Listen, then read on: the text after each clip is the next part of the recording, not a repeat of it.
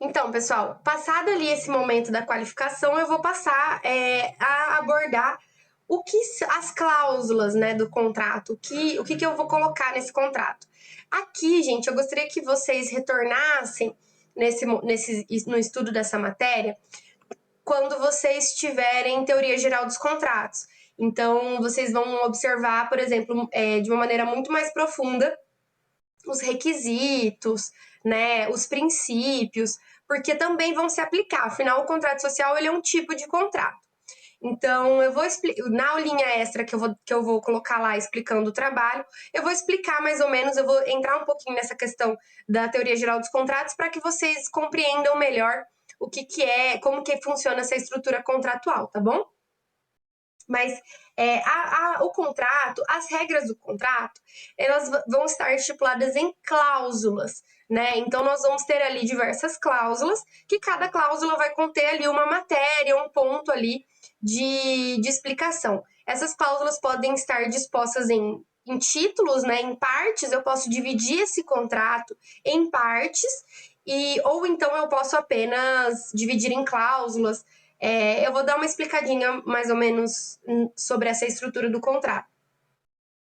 Mas, por exemplo, eu tenho ali as cláusulas obrigatórias. Primeiramente, o nome empresarial. Eu poderia dividir essa parte aqui do nome empresarial até a sede, eu poderia dividir em as características da empresa, por exemplo. Mas, ok, primeiramente eu vou dispor, quando eu estiver criando uma empresa, o contrato social primeiramente tem que dispor o nome empresarial. Então, eu vou colocar cláusula primeira. A sociedade adotará a denominação ou razão social, né, conforme for o caso da empresa, de nananana. Daí eu vou colocar o nome dessa razão social. Lembrando que o nome da empresa, o nome empresarial, ele tem que conter se a empresa é limitada, o nome daquela empresa, o objeto social daquela empresa, né? Então, esse exemplo aqui eu tirei do livro do Gladstone Mamed, tá? Direito Societário. Então, se vocês quiserem conferir ali, tá? Eu fiz um resuminho, mas ele é desse livro. O livro está disponível para vocês no Drive. Então, aqui, ó, Roma do Ocidente, o nome escolhido pelos empresários, administração de condomínios. Aqui eu tenho a razão social, o objeto social dessa empresa. O que essa empresa vai fazer? Então, por exemplo, Roma do Ocidente, indústria têxtil. É uma atividade empresarial industrial. Essa administração de condomínio, uma atividade empresarial de prestação de serviço. Serviço do quê? De administração de condomínios. Então, você vai já no nome empresarial colocar essas características de acordo com o que a gente viu no semestre passado em relação à formação do nome empresarial, tá? Então, nesse momento, vocês vão ter que voltar lá na matéria do primeiro bimestre para observar como que se constrói, como que se constitui um nome empresarial. Em segundo lugar, eu vou colocar o objeto social. Embora eu já tenha ali, no próprio nome empresarial, eu já tenha a caracterização desse objeto social, eu tenho que colocar aqui na cláusula segunda qual é o objeto social específico dessa empresa. Então, tem objeto social, a prestação de serviços, olha aqui. Ali eu tenho só a administração de condomínio. Aqui eu estou especificando como que eu vou administrar esse condomínio, né? A prestação de serviços de administração, incluindo serviços terceirizados de zeladoria e conservação. Eu poderia incluir aqui também, incluindo serviços terceirizados de zeladoria, conservação e segurança. Ou de reparos, né? Então, eu vou colocar aqui, além daquela pequena descrição que já tem no nome, eu vou colocar os limites. Eu vou disponibilizar para vocês um modelo, um exemplo da Receita Federal. Teve uma aluna da turma da noite que fez o seguinte questionamento, falou assim, professora, e quando a gente vai fazer o registro da empresa, e aqui eu sei que tem empresários da turma que vão saber do que eu estou falando. Quando a gente vai fazer o registro da empresa, lá na Receita Federal, fazer o QSA, eu acho que me fugiu aqui o nome, a gente tem que cadastrar numerozinhos, né? Então, por exemplo, Se é uma empresa de administração de condomínio, eu tenho que incluir as atividades que essa empresa vai fazer. Então, ela faz zeladoria, ela faz limpeza, ela faz conservação do imóvel, ela inclui segurança, enfim, quais são as atividades que essa empresa, dentro do... Por exemplo, seria como se a administração de condomínio fosse o gênero e as atividades particulares fossem espécies. Então, eu já advoguei para uma empresa, por exemplo, que revendia óleo. Então, primeiro, ela era uma revendedora de óleo lubrificante. Com o tempo, eles foram expandindo o negócio e se tornaram, além de revender óleo lubrificante, eles passaram a revender graxa. Além de revender graxa, eles passaram a realizar o serviço de troca de óleo e manutenção do sistema de lubrificante do carro. Aí depois eles começaram a fazer isso também em veículos de grande porte. Enfim, então cada atividade dessa tem que estar ali disponibilizada dentro do registro da empresa, quando vocês vão fazer o registro perante a Receita Federal, não é verdade? Só que aqui no objeto social vai ser mais ou menos isso, não de uma maneira tão técnica, né? Porque você não vai colocar ali o númerozinho dos cadastros dessas atividades, mas você vai ter que determinar o que essa empresa está exercendo. Por quê, gente?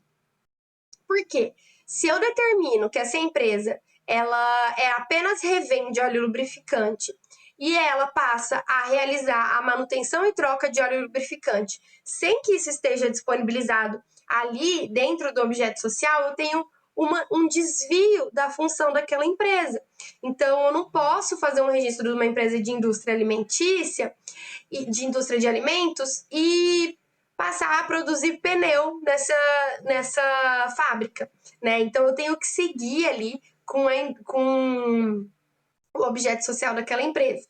Então, sempre que eu for acrescentando ou removendo atividades daquele objeto social, eu vou ter que fazer ali uma alteração dentro do contrato social. Então, primeiramente, eu tinha uma empresa que realizava serviços de arquitetura, apenas projetos. Depois, essa empresa passou a executar esses projetos, ter uma equipe ali para executar esses projetos. Depois, essa empresa, além disso, realizava manutenção nos projetos já realizados. Então, todas essas modificações vão ter que ser colocadas no contrato social e se não for no contrato social original, vão ter que ser colocadas ali em aditivos futuros. A Rose levantou a mão, pode falar, Rose?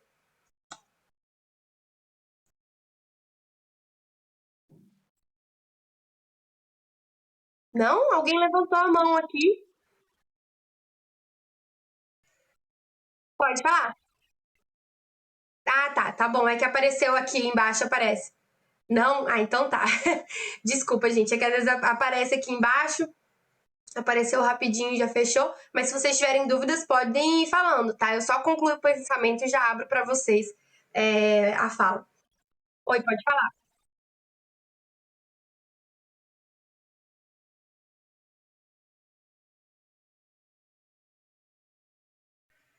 Isso. Rose, sem problema.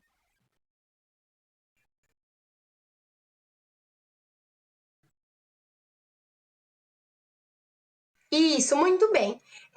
Então, aí novamente a importância do advogado ou do contador, enfim, quem for realizar esse contrato social, de conversar especificamente com as partes para entender, né, o que essa empresa vai fazer.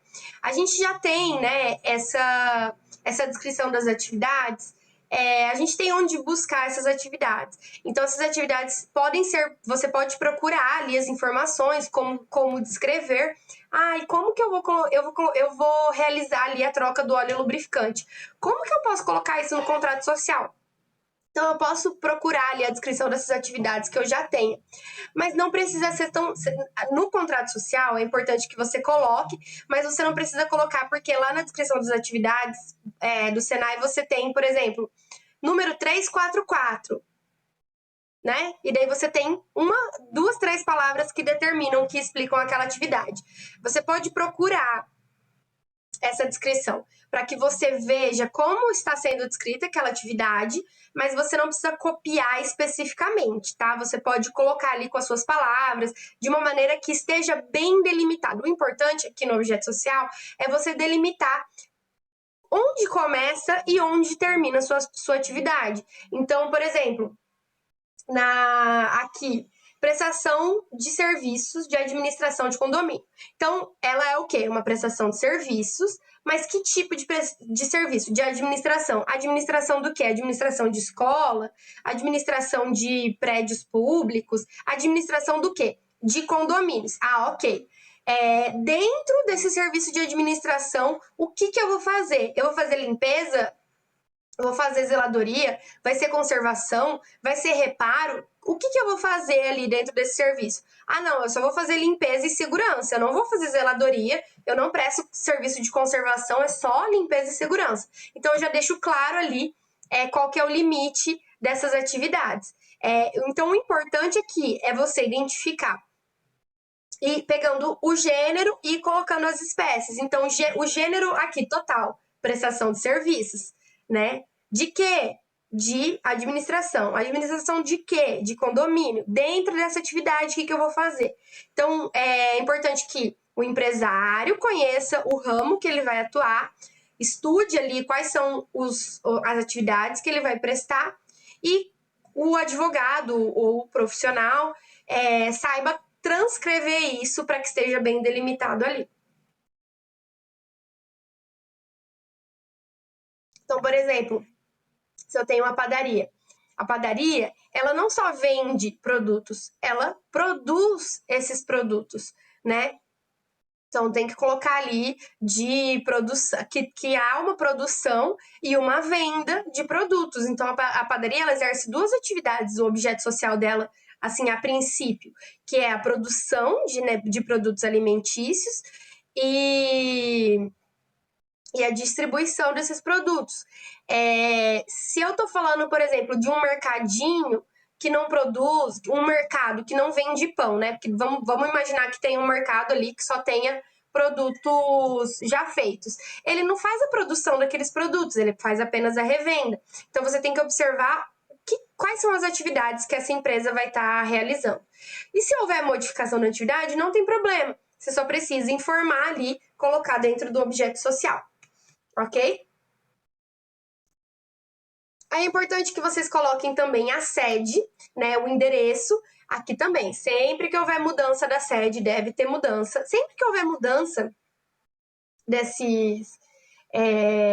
dessas cláusulas, você tem que fazer uma mudança no contrato social. Então, mudou de sede, mudou de nome, mudou de objeto social. Tem que ter mudança, tem que ter uma modificação. Então, aqui nós temos nome empresarial, objeto e sede seriam as características ali daquela sociedade empresarial. Aí aqui aqui a gente continua nas cláusulas obrigatórias, mas aí aqui eu começo alguns pontos que eu já tenho maior liberdade, né, de dispor, de colocar elementos facultativos nessas cláusulas. Então aqui, por exemplo, prazo de duração. Eu posso ter, lembra que a gente falou que eu posso ter dois tipos de contrato? Um por prazo determinado e outro por prazo indeterminado. Por prazo indeterminado é o mais comum, né? Você tem ali, então, uma sociedade que ela não tem data de fim, ela vai se manter enquanto perdurarem aquelas atividades empresariais. E o contrato por prazo determinado, como que eu vou colocar ele? Então, prazo determinado, eu tenho um prazo de fim.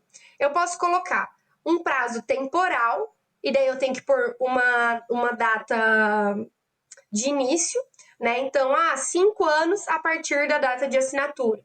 5 anos a partir da inauguração da empresa. 5 anos a partir do dia 10 de janeiro. Então, coloco ali um prazo de início para um prazo temporal. Ou então, eu posso colocar um prazo final, então, a sociedade durará até 31 de dezembro. Então, coloco ali um prazo final. Ou então, eu posso especificar que aquela sociedade dura para um evento específico.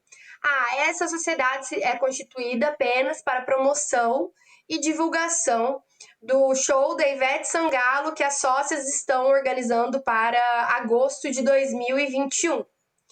Então, realizou-se esse show, extinguiram as obrigações decorrentes desse show, se extingue a sociedade, tá?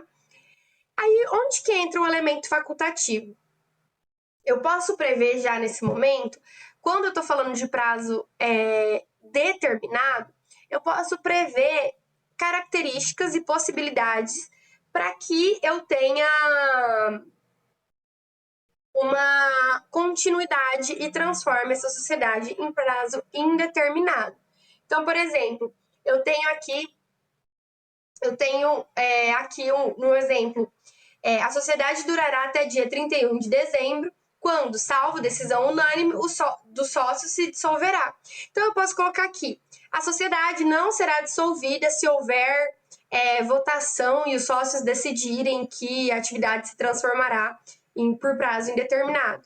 A sociedade pode ser continuada caso os sócios, por unanimidade, assim decidam. Então, eu posso colocar aqui, facultativamente, um elemento para que eu modifique essa cláusula. É óbvio que se houver modificação, eu vou ter que fazer um aditivo contratual, mas eu posso já prever aqui. Gente, qual que é a questão de eu prever esses elementos facultativos? Facilitar depois a solução desse conflito. Então, vamos supor que eu quero continuar a sociedade e o meu sócio não quer. Então, eu posso falar assim, caso um dos sócios queira continuar com a sociedade, ele pode se dispor a vender ou a comprar a quota societária do sócio que não queira continuar. Então, se eu já prevejo, você já tem uma previsão falando como que eu vou solucionar aquela questão, eu já evito ali um litígio judicial, a contratação de advogados, já evito ali um problema entre os sócios, ok? O capital e as cotas. Gente, para que a gente constitua uma empresa, você tem que integralizar ali, dispor de um investimento, de um capital, né? Então, aqui são dois elementos distintos, mas eles vão estar previstos dentro da mesma cláusula.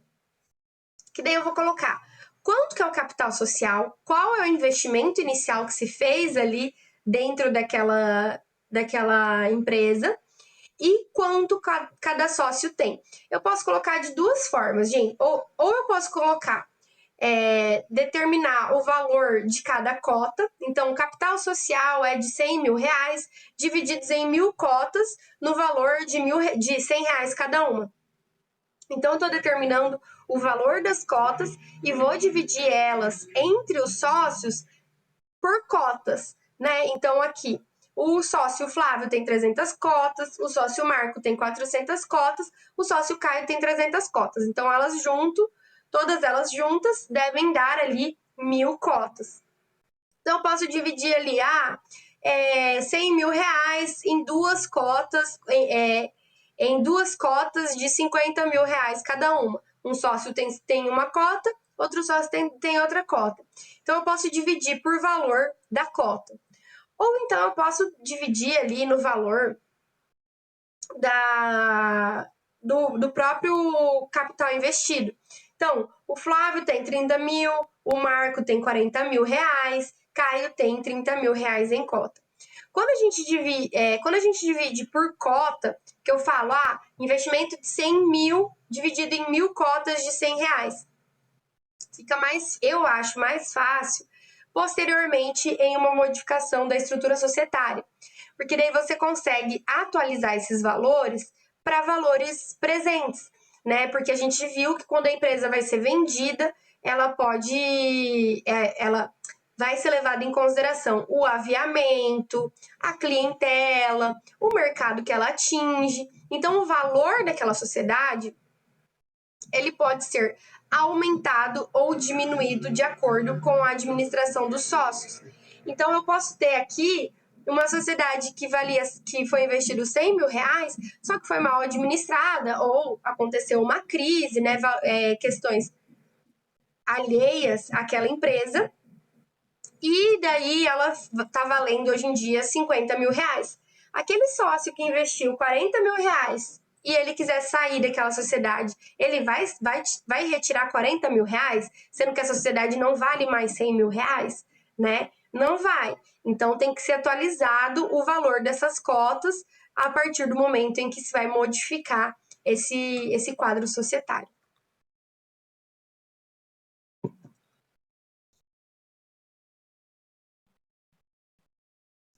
Tá, e daí eu vou ter que determinar também como que esse capital vai ser realizado, né? Eu não posso apenas. É muito simples eu escrever aqui, 1 milhão de cotas, 1 milhão de reais em cotas. Sócia Júlia tem 800 mil reais em cotas. Né? É muito fácil a gente escrever esses valores, né? Mas eu tenho 800 mil reais para investir numa empresa? Gostaria de ter, mas não tenho. Então aqui eu vou colocar como que esse dinheiro vai surgir. E daí aqui, cada sócio, ele dá um exemplo. Então eu vou colocar como que esse sócio vai integralizar esse capital. Ele vai dar um imóvel para a empresa, ele vai transferir um imóvel para aquela empresa, é um bem imóvel, vai ser em dinheiro, vai ser parcelado, vai ser à vista. Porque o que acontece? Vou dar um exemplo de um namorado de uma amiga minha que abriu uma franquia. Então, esse namorado da minha amiga já vinha juntando dinheiro há um tempinho, e daí ele tinha ali o dinheiro para investir na franquia. O sócio dele tinha metade do valor. Então, o que eles combinaram? Eles combinaram, olha, o fulano de tal, o namorado da minha amiga, ia dar ali o dinheiro que ele já tinha guardado e o sócio dele ia parcelar ali em 2 vezes, de acordo ali com os semestres da franquia. Então, ele vai pagar 50% no final do primeiro semestre e os outros 50% do que faltar, né, vai pagar ali no final do segundo semestre. Então, ele dividiu o investimento dele, daquelas cotas dele. Então, aqui eu posso determinar como vai ser realizado esse capital. Então, no exemplo que eu tenho aqui, a gente tem que, por exemplo, um sócio, ele vai dar em moeda corrente 30 mil reais, né, que foram contados e conferidos. Então, esse dinheiro pode ser depositado na conta da empresa, pode ser utilizado para realizar reformas necessárias, comprar equipamento, comprar material, regularizar a documentação, né? Então, tudo isso tem que ser computado, tá, gente? Não adianta você achar que uma empresa é só ir ali, pintar a fachada e começar a vender produto. Documentação de empresa custa caro, então também tem que contabilizar o custo dessa documentação no valor da empresa. O outro sócio, ele vai dar uma propriedade imóvel, né? E depois também parcelou em algumas vezes ali 3 parcelas de 5 mil reais, com vencimento em 30, 60, 90, contados do registro da sociedade. O terceiro sócio, ele também deu uma parte em moeda, outra parte em parcelas. Então, vocês podem ver que há essa liberdade de negociação, de determinação. Então, esse sócio que parcelou, por exemplo, ele pode utilizar uma parte dos dividendos dele, que ele vai receber, para pagar ali, embora a gente, quem trabalha aí com empresa saiba que nos primeiros anos, nos primeiros meses, o lucro ele é para pagar o investimento, né? Mas aquele sócio ele pode usar ali os dividendos dele para integralizar aquele capital, para retornar para a empresa ali aquele dinheiro que ele deveria ter dado lá no começo. Quando a gente vai falando de propriedade imóvel, essa propriedade ela tem que ser transferida para o nome da empresa e propriedade imóvel também. Por quê? Porque essa propriedade ela vai fazer parte, vai constituir ali o patrimônio da empresa. Vocês lembram que a gente viu que a empresa, ela constitui uma pessoa jurídica, né? Então, ela responde pelas suas responsabilidades. Então, todo esse patrimônio deve estar ali em nome da empresa. Por isso que a gente tem conta de banco da empresa, os imóveis têm que ser transferidos para a empresa, etc. Alguma dúvida em relação a essa parte, gente?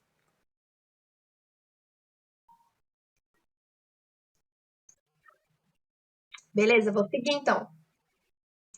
Aí aqui eu coloco uma cláusula. Ah, gente, ó, voltando aqui na realização do capital. Olha como que é importante agora você colocar ali a previsão de cláusulas facultativas. Nesse momento, eu posso prever penalidades, multas, sanções para aquele sócio que não cumprir com a sua parte ali na integralização do capital. Então, eu tenho um sócio ali que deveria pagar ali duas parcelas de 15 mil reais em 21 de fevereiro e 21 de agosto. E se ele não pagar? Né? O que vai acontecer? Então, aí é importante o advogado prever, conversar com as partes. Então, por exemplo, olha, esse meu sócio aqui, o ideal é que a sociedade se baseie em confiança, mas a gente sabe que às vezes a sociedade ela se baseia em interesses, né, mútuos. Então, eu não confio tanto nessa pessoa, mas ela tem dinheiro para investir ali naquela minha ideia. Então, é o melhor sócio que eu tenho ali no momento. Aí aqui eu posso prever, olha, essa pessoa ela é enrolada, demora para pagar as coisas e a empresa vai precisar desse dinheiro em 21 de fevereiro. O que eu vou fazer? Eu vou prever então que se ele não pagar na data, eu vou colocar uma multa ou eu vou colocar um bem. Se o sócio falou assim, não, eu vou pagar minha parte com os dividendos que eu receber.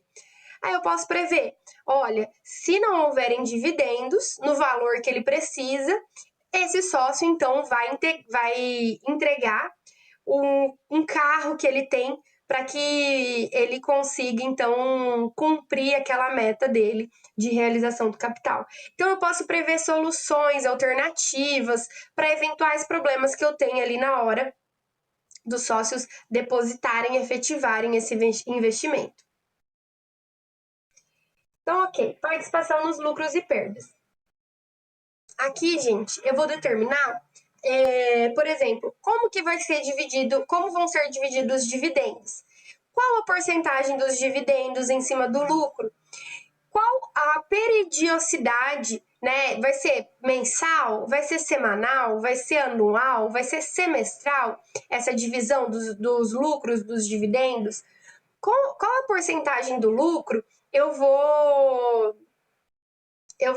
guardar para investimento? Qual a porcentagem do lucro vai ser para dividendo? Qual a porcentagem do lucro vai para o capital de giro da empresa? Então, tudo isso vai ser determinado nessa parte. Então, eu tenho uma empresa que ela tem um lucro muito alto, mas ela exige um capital de giro muito alto também, porque os negócios são grandes.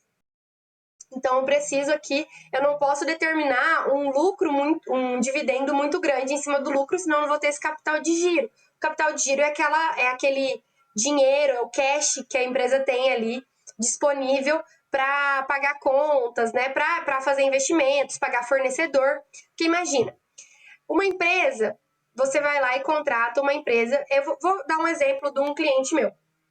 Tinha um cliente que ele tinha uma empresa de montagem de móveis. Tá acabando o nosso tempo de novo, gente. Mas aí a gente vai ter que voltar mais uma vez só para terminar essa matéria. Esse meu cliente, ele tinha uma empresa de montagem de móveis. Aí, as pessoas compravam os móveis, pagavam para ele, e ele tinha ali um prazo, né? Normalmente, ele pedia para a fábrica que ele representava o móvel planejado, era aqueles móveis modulados, planejado, ele tirava a medida e a empresa enviava. E a empresa tinha ali 3, 4 meses, até 6 meses para entregar aqueles móveis.